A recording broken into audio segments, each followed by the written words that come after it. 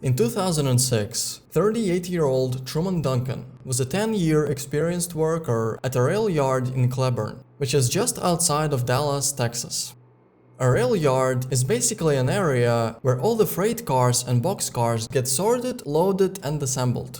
Truman's job entailed connecting these boxcars to the switchers, which are essentially a smaller type of locomotives, intended for moving the boxcars all within the confines of this yard. After the boxcars were connected, another thing he would have to do is switch the actual railroad tracks in front of the locomotive, so that the cars could be delivered to their designated storage areas. And to save time, what train yard workers do is they hop on one of the rail cars that are being moved, instead of walking all the way to the switching point by foot. So, back in 2006, on the Sunday noon of June 25th, Truman had connected the boxcars, gave the signal to the locomotive driver, and hopped on one of these boxcars, while the train was slowly picking up speed. Halfway to the switching point, the train was already going at a decent pace, which is when something nightmarish happened. Truman had suddenly slipped and lost his balance, falling feet first on the railroad underneath the train. However, before his feet could go beneath the train, he was able to grab a hold of the ladder with his knuckles. And the train car that he was originally standing on was now constantly pushing him into his chest, pinning him and rendering him unable to climb up on the ladder, as his feet were constantly dragged on the ground. At this moment, he decided to actually let go of the ladder, and instead grab the coupling mechanism of the boxcars, which was now positioned to his right side. This would give him more space, as he would be right in between the train cars. This he did successfully, and now he was holding on to the mechanism on his right while constantly running backwards, as fast as he could, trying to match the speed of the train. The idea was that he would try to gain a bit of momentum, and then push himself from the mechanism, jumping as hard as he could to his left side, out of the train's way and away from the railroad. Unfortunately, the train was just going too fast, and Truman wasn't able to jump away quick enough. His upper body had gotten far away from the train, but his legs instantly collided with the train wheels, which crushed them with 20,000 pounds of dead weight.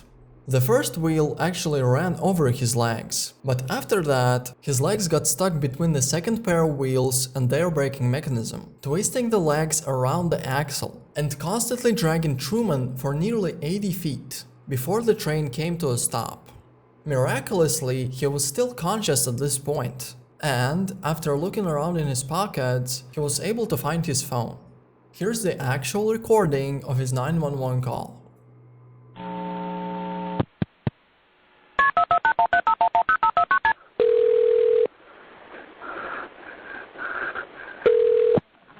Cleveland 911, state emergency.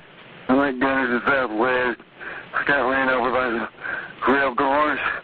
I need 911. Care flight. I think I'm cutting too. Okay. You need to hurry up now. Well, tell me where you are. I'm at Gunners in Southwest.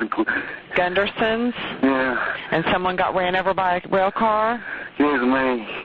And I'm about to pass out. You got ran over? Yes. Okay, where are you at there in Gunderson's?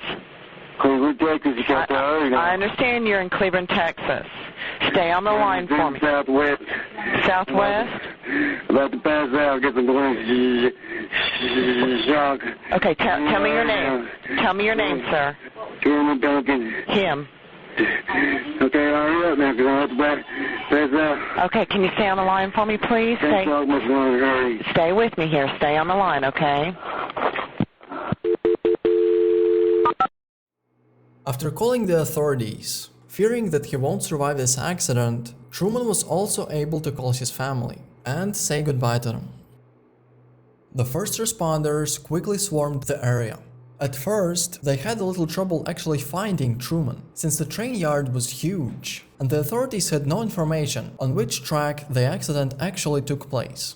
Luckily, he wasn't too far away from the central area of the yard, and was eventually found by the Care Flight personnel. At this point, he still was conscious, but seeing that he had been pretty much cut in half, the paramedics had little hope of saving him. During the rescue operation, they had to use wood blocks and high-pressure airbags to first lift the train that was pinning Truman to the ground. After he was freed, they rushed him to the Care Flight helicopter, which quickly delivered him to the trauma unit. All in all, it took around 60 minutes from the point of accident to him reaching the trauma unit, in which Dr. David Smith started performing life-saving operations on Truman.